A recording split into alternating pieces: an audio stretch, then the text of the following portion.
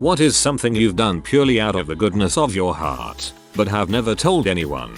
I lost my mom earlier this year and I'm still working through the grief. The first week I came back, my co-workers had gave me a check for several $100s as a kind gesture. I was truly overwhelmed by the generosity. The following week I came into the break room to find one of the techs with a lost look on her face. She had just gotten a phone call that her brother had been murdered the night before. She had moved to our city just a year prior and didn't have any family close by. As I held her and listened to her cry, I booked her a flight home. It was several $100s as she is from a small town and the flight was full later that day. I told her to go be with family and let me know when she was ready to come back. I had no doubt that is exactly what my mom would have wanted me to do. This is incredibly sweet. I was extremely stressed and took a mental health day, planning on going to mom's and crying myself to sleep. We ended up going to the mall, and even though money was really tight for her, she wanted to buy me lunch. We split the bill. She realized that she lost a newer $50 bill while walking around. She was devastated. I traded my smaller bills to her cashier for a newer $50, folded it like she would, and tossed it under the seat of her car. The next day she called me, almost crying because she was excited to find it and said that without it, groceries would have been pretty tight that week. Taking me out that day prevented me from having a full breakdown. I think $50 was a small price to pay for what she did for me that day. Your gift wasn't just $50. It was letting your mom feel pride in taking care of her child. This is the comment on this thread that finally made me cry. Bought insulin for the child of a lady in front of me at the pharmacy. The woman, single mom, was in tears and didn't have the $200 copay for that month. I gave her my number and told her to call me within the next few days. That was a few years ago. She now manages the office at my practice, makes enough $ for anything she needs wants, and is one of my closest friends. And now she has excellent insurance for herself and her son. Be kind. It can literally change lives. 3. This isn't as impressive as the comments I've read, but this is just something I did recently. I'm a member of a Sims group on FB where people talk about the game, expansion packs, etc. I noticed a comment by a teenager who said her favorite pack would be pets but she can't afford it. I went onto her page and saw that she really loved horses. I could also tell from her pictures that her mum was disabled and money looked tight. I was fortunate enough when I was her age to always get the packs on the release dates, and I used The Sims as a wind down from revising in school. I thought that this girl needed the escapism way more than I ever did, so I bought every expansion pack, messaged her the activation codes, a link to a YouTube video on how to use them, and a short message saying I hope you enjoy playing and to keep smiling. I really do wish her the very best. This actually made me tear up a bit. I do IT work, usually small business and a lot of home repair. I have many wealthy clients and a few not so fortunate. It is not unusual for me to go to a home and it is obvious they are barely scraping by, so I either don't charge those people or make it a nominal fee. I also refurb the old PCs and give them to people who have one that is not repairable. My best fee ever was a basket of homegrown Creole tomatoes. Dang, those things are delicious. My mom was sitting with me at a Costco food court. She saw family and children were hungry, crying. My mom get up, split our whole pizza and gave it to the family and kids. I was so astonished my mom did that out of nowhere. Your mom is a son. I have an ongoing silent feud with one branch of my family, my dad's cousins and their kids, my second cousins, and we haven't spoken or really seen each other in over 10 years. I've pretty much written them off, and I don't really care if we live out the rest of our lives without patching things up. 2 months ago, one of my cousins from that branch unexpectedly died at the age of 38. Their immediate family had always had financial troubles, so while I didn't fly across the country to attend the funeral, I quietly sent my sister a bunch of money and instructed her to pretend it was hers and pay off part of their funeral expenses. And then just last week, some of my other relatives started a GoFundMe for one of my aunts in that branch. She's my dad's oldest cousin. She has stage IV cervical cancer and wants to leave the hospital to pass away at home surrounded by her loved ones, but the hospital won't release her until her medical bills are paid in full. This is in another country. I haven't told my dad or anyone else in the family, but I anonymously donated my last paycheck plus the money I had been saving for my upcoming birthday trip. I don't really consider it out of the goodness of my heart, though. It's just that the thought of an elderly, terminally ill person dying alone somewhere that isn't home eats away at me so much that I physically couldn't sit by and do nothing. There's a semi-secluded bus stop beside a store I used to work at, and a homeless guy started sleeping there on the bench halfway between the stop and the parking lot one winter. One day I got to work 15 minutes early and saw him sleeping, wearing just a flannel and jeans. So I ran into the store, bought a blanket, and covered him up with it. He never woke up so he didn't know it was me. Every time I saw him sitting on the bench he had the blanket wrapped around him. When you said he never woke up I thought for a second you meant he died, lol. My brother is a H addict and has been homeless for 15 years. In November he wound up in a coma with severe blood poisoning and ultimately lost both of his legs to frostbite. Broke my heart because apparently frostbite is extremely common in the homeless community and a lot of those you see in wheelchairs. That is how they lost their limbs. So I put together 10 winter kits each with new socks, a beanie and gloves, a face mask, rain poncho, emergency blanket, water bottles, some food, chapstick and men hand feet warmers. Kept them in my car and handed them out whenever I saw someone in need. I'm so sorry for your brother. When I was around 12-13 I gave this homeless man a bottle of water and sandwich every day for 2 months. I was in a summer program and brought my own lunch. Since they also gave us lunches I would give it to him. That's amazing maturity and kindness from someone so young. What a kind thing to do. When I worked retail at a Walgreens in Denver, there was this little old lady, Maggie, who would come in every Monday and Friday to go grocery shopping. She couldn't walk very well, so I would try to always help her with her cart and ring her up so she didn't have to wait in line. One time in passing, she mentioned she lived only 1 or 2 houses down from the store and told me her address. Said she really only ever leaves her house to walk over for groceries. During the 2 years I worked there, whenever it snowed on Mondays or Wednesdays, I always got up super early to go and shovel and sprinkle salt on her steps and the sidewalk to the Walgreens so she could safely make it for groceries.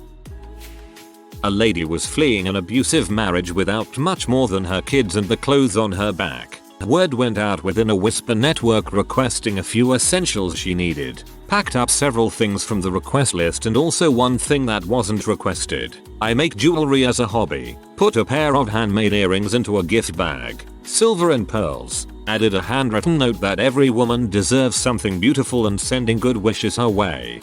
It's funny how essential the non-essential items are in making us feel normal, safe and human. Awesome work. Tangentially related, but if you're interested check out Shelter Movers, a Canadian network of volunteers who offer house moving services free of charge to those fleeing abuse and violence. I'd love to see this initiative spread worldwide.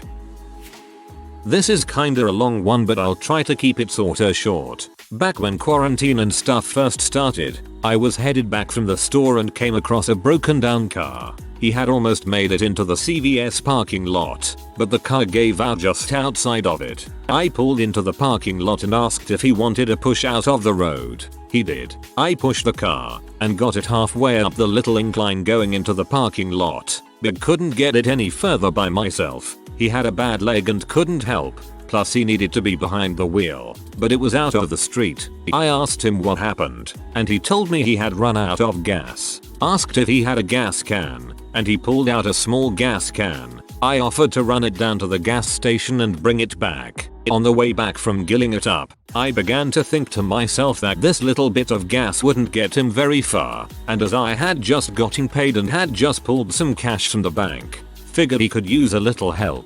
When I got to the guy, I gave him the gas can as well as $40 and I told him, I'm not sure how far you need to go, but that little bit of gas isn't gonna get you very far. I hope this helps you out some. He just looked at the money and back at me, like I'd given him the keys to a new house or something. He started telling me, I get paid tomorrow. I can give you my address and I will pay you back, but I insisted I didn't want anything in return. He looked like he was on the verge of tears. He explained how he had just gotten out of jail a few months before and was trying really hard to stay on the right path, working an honest job and everything, but that it was hard. He told me he would take my kindness as a sign that he was on the right path and thanked me several times. Had I known how much it meant to him, I would have given him more. I hope he is doing well. These have all been such a potent reminder that a little kindness can go a long way and make a big difference. But your story is so especially powerful since you saw firsthand your kind deed possibly affecting the course of someone's whole life. Whoa, thanks for sharing. At the beginning of the pandemic, I was volunteering at a local pizza shop to distribute slices to kids who otherwise couldn't get fed because the schools were shut down. There was a woman with 3 kids that came by every few days to get slices. Turns out the father had died unexpectedly right before the pandemic started and they lost their house because of the slumlord they were renting from. The mother lost her job because she had no one to watch the kids. They were living in their minivan and things were bad for them. They were so nice and grateful, but ashamed when they'd come by to get slices that I genuinely felt for them. I had lost my job and got a pretty decent windfall of 2 months worth of unemployment and the CARES Act at once. My landlord had a few properties open and is a close friend, so I got in touch with him and we worked out me paying their security deposit and the first 2 months of rent and he'd cover their utilities. I gave her his number and said he might be able to help and they moved in the next day. They've been there ever since and are doing extremely well now. You are a beautiful human being. Whenever I see a cashier having a tough day, I always look at the candy selection, if there is one, and look stumped as to what to get. I ask them, I can't decide. What's your favorite? I buy whatever they say, then hand it to them after the sale and tell them they're doing a great job and to have a great day. It perks them up every single time. It's my little thing. Oh, stealing this idea. On winter weekdays when I go downtown to practice the organ, there's usually a destitute man on the front steps of the locked church. When I unlock the door, I invite him in out of the cold and let him sleep on a cushioned pew in the relative warmth of the building while I practice or teach organ lessons. He's always very appreciative of the relief from being outside and leaves with obvious appreciation when it's time for me go. Just have to say, it's so cool that you play and teach the organ. You don't hear them played as often as you used to. The church I attend has a nice pipe organ, but more often than not, they don't use it. They did yesterday and I just soaked it all up. Also, your story was very heartwarming. Thanks for sharing and Godspeed. If I am walking a trail and I see a tree or sapling is damaged, I do my best to either mend its injury or remove the broken parts to let the tree grow unencumbered. It's rewarding to come back after a year or two to see the sapling you helped take good roots and refuse to wither.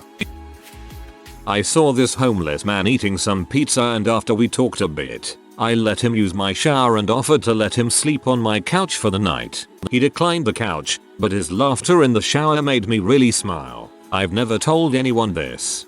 I let a homeless guy shower in my hotel room once when I traveled for work. He peed on the bed after and got me fired. No joke, lol. I was in my art class in high school and there was a girl who I didn't really know, a few grades younger. I could tell she didn't have many friends but was really sweet. She was talking to me one day and told me her birthday was soon and that she was so excited. I decided to send her those balloons and whatnot you can get through the student store on her birthday, though she didn't know me very well so I didn't sign my name. It just so happened that the student store worker brought them in during our art class and I got to see her reaction. She lit up and kept telling us it had to have been her mom or her best friend who did it, and how she couldn't believe that someone got her something and she wouldn't stop smiling the whole rest of class. I never told her it was me. I was just happy she felt special. That was a pretty good day. Watching people happy makes us feel like a cloud. For me it does. And have a great time, all the time. Waiting to see my doctor, I see an elderly man with a walker talking to a driver service for seniors handicapped people about getting him a ride home. Apparently there was a mix-up and they couldn't get a driver there. My doctor called me in and when I came out, the elderly man was still there talking to the driver service. I told the guy if he trusts me I'll take him home. He responded, but I haven't seen the doctor yet. I told him I'll wait. Dude looked like he was going to cry. He was actually a really nice man and it was a pleasant ride. Nothing like the other ones, but my mum had saved forever to buy herself her dream dining table and chairs. They were super expensive, but she had a picture on the fridge, saved for a year and knew she'd have them forever. I visited one day when she wasn't home. My parents have no issue with us coming over without them there, and noticed the dogs had gotten in and absolutely destroyed one. They were still untrained puppies and had ripped off all the material, buttons, etc. I popped it in my car, threw it out, found a place an hour away with the same chair and bought it. $300 chair, so wasn't cheap. She doesn't know because she would have A, been shattered, but found a way to fix it as best as possible, which honestly would have been impossible, and B, refused for me to replace something at that cost. I'm just glad it was me who saw it first. She's happy and always comments on how nice a table is and how she will have it forever. LOL. This is one of the rare examples in this thread where really no one knew about it. Good work. I was cleaning out my car at one of the big stops where they have pull-up parking with a vacuum hose on both sides. This car pulled in next to me trying to park in the space between the spots. Me being cynical, I'm annoyed and grumbling in my head. Turns out it was this little old lady. For some people the soft spot is kids or animals, but for me it's old people. Anyway, I helped her get her parking sorted and ended up vacuuming her car out as well. In my eyes it looked pretty spotless already. My grandma treated her car the same way. By the end she was in tears when saying her thank yous. What took me all of 10 minutes would have taken her much longer. Felt good. I was getting some breakfast one time after a late night out. I was sitting in the restaurant waiting for my food and this younger boy comes in, probably 13, 14 or so, and orders some food. By the way he was dressed and how he looked, you could tell he was definitely living in rough times. He ordered, and when they told him the total he pulled some wadded up $1 bills from his pocket and some change. He ended up like $4-5 short. He had this defeated look on his face and apologized and turned to walk out. I stopped him, asked the cashier to re-ring up his order, added a large drink and an extra burrito to it, and paid for the whole thing. He tried to give me the money he had, and when I refused he just stood there and slowly tears came over his eyes. I told him to stay strong and not give up because things will get better. I walked out and barely made it to my car before I broke down too. I used to be that kid. Dang, this one got me. Huge props to you. Need more people out there like this. I used to walk with a blind student to class in undergrad. He could have gotten to class no problem, but said it was easier for him to have someone accompany him and it gave him someone to talk to. When I was 19 I needed blood work done and it was super icy out. I just finished and was getting ready to leave when two elderly ladies came in.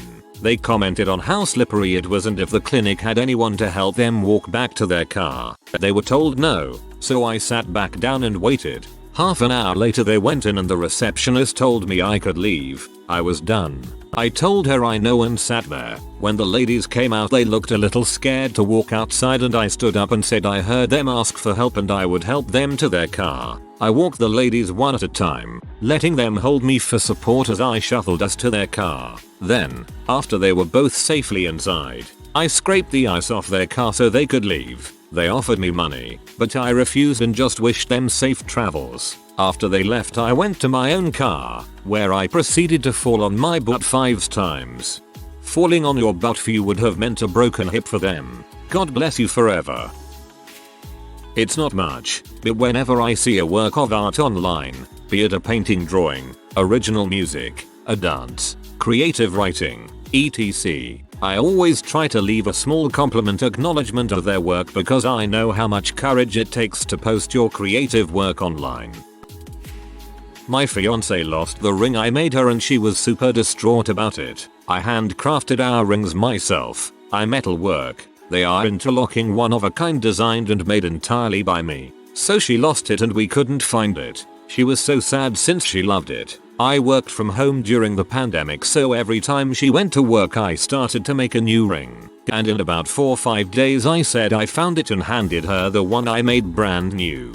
She still doesn't know. I'd like to keep it that way as well. I don't need her feeling terrible. She's going to be real confused if she finds the original one.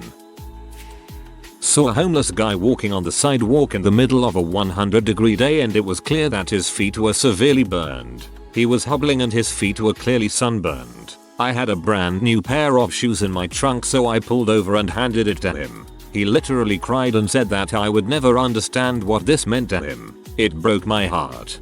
I brought a homeless guy a pair of socks, but he couldn't bend over to change them. I offered to do it for him and got to remove his very well-worn socks and dress him in my new ones.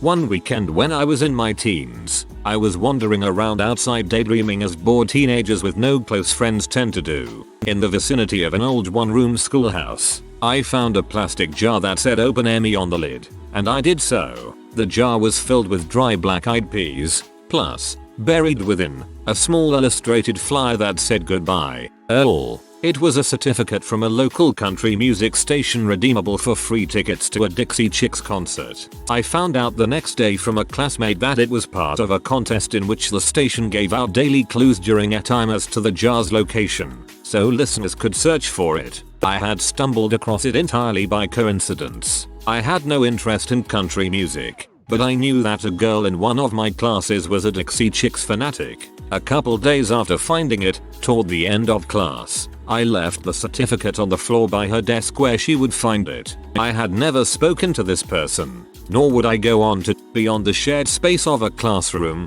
our looks did not intersect. Her look of sheer, incredulous joy and the way she rushed to catch up with one of her friends to show her as the class filed out was the highlight of my day. That would make a great country song. So wholesome. My friend from college was struggling to get the money to pay for his cat's surgery. We did everything we could to raise the money. I even asked my father to put this little donation box on his craft beer bar, but we were still missing a few bucks. My friend doesn't know it, but I added some really good money to the box before handing it to him, and OMG, I still remember how grateful he was when he saw the money was more than enough. He also told me, after the surgery, that he never believed we could make it, but he saw the dedication I put into it and believed in. This touches me because a pet can mean the world to someone. Thank you for helping save 2 lives. Not an exact match, but I secretly funded a family of 4's childcare essential worker single mom with 3 kids in the early days of quarantine. When after school childcare was closed, I reached out to the local facility that was only open for essential workers and asked them if they had a family in need. So technically I told the admin staff person I declined to have my info released and made sure the sponsorship was anonymous. Their first term expired, 2 weeks to flatten the curve. And the facility reached out again. I re-upped. Have never told anyone, not even my household, and we take care to communicate on spending. It was expensive, not quite 2k. The family sent a lovely letter to the facility to pass along and also were very appreciative. I do wonder how they fared. I'm happy to have done it and would do it again. This is honestly the ultimate kindness, since not did you reduce the load pressure on the mother but also helped set those kids up for life with that access to quality education. In high school, we had this thing called Lollies for Love, and you could send lollipops to people in the school for Valentine's Day. You would fill out slips and put them in jars according to students' homeroom. I noticed there were no slips in the special ed classes jar, so I went home and asked my mom to do extra chores for a little allowance and bought everyone in the class 2 lollipops anonymously. When I was in high school, there was a girl that never talked to anyone, was all alone, and I never once saw her speak for long periods of time, unless it was for projects or something, but that really isn't the main thing. The first time we had the Valentine's Day party, I noticed she seemed really down, because, I think, all the other girls were getting flowers and such from the boys. You could buy flowers and other stuff for someone if you wanted, so I kind of felt bad. I decided to buy her a flower, but anonymously. When she removed the flower, she seemed confused, but at least she smiled. The next year, same thing happened. Every girl with flowers except for her, so I did the same. This time she once more seemed surprised, but not bad surprised, happy surprised. Next year I did the same, but this time I gave her a whole bouquet of flowers. She seemed overflowing with joy. People asked her who gave her those, and she said she didn't know, but was happy. Maybe not the most interesting story here, but putting a smile on someone really made me feel happy. I'll bet she remembers that for a long time. Thanks for making a little magic for someone else. I had a neighbor I didn't know very well at all. She had a young kid and a boyfriend who yelled a lot. We exchanged numbers for some reason. She texted me out of the blue and asked to borrow money but wanted to meet me at a gas station instead of at the house. I assumed it was so I could just put gas in the tank but went and got cash. She was so squirrely when I got there and I felt like something was up. I gave her a 50 and I filled her tank. She kept saying I was helping her out so much and no one else would and that she would pay me back. I told her I don't lend money, it's a gift. I never saw her again. I have no idea what that was about, what she did with the money. I'd nearly forgotten about it. I hope she's okay. Hopefully she used it to escape the boyfriend. If you are new to the channel, you can subscribe. I publish new videos every day. Until then, check another video.